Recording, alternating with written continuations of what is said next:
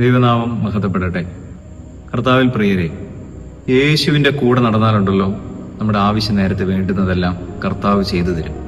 അവന്റെ കൂടെ ഇരുന്നാൽ, അവന്റെ കൂടെ സഞ്ചരിച്ചാൽ, അവനെ ചേർത്ത് പിടിച്ചാൽ നമ്മുടെ ആവശ്യം നേരത്തെ കർത്താവ് ശക്തമായിട്ട് ഇടപെടും.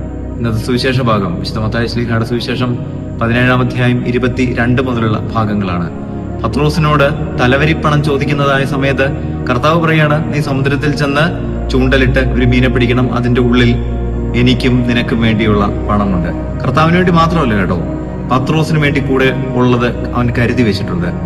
കർത്താവിന്റെ കൂടെ നടന്നാൽ നമ്മുടെ ജീവിതത്തിന്റെ എല്ലാ ആവശ്യങ്ങളിലും അവൻ നമുക്ക് വേണ്ടി കരുതി വെക്കും. എന്റെ പ്രിയപ്പെട്ട കുഞ്ഞ്, നിന്റെ പഠനത്തിന്റെ നാളുകളിൽ യേശുവിനെ ചേർത്ത് പിടിച്ചേ, അവൻ വേണ്ടുന്നതെല്ലാം കരുതി വെക്കും. അതുകൊണ്ടല്ലേ ക്രിസ്തു ശിഷ്യന്മാരോടൊത്ത് തോണിയിൽ സഞ്ചരിക്കുകയാണ്.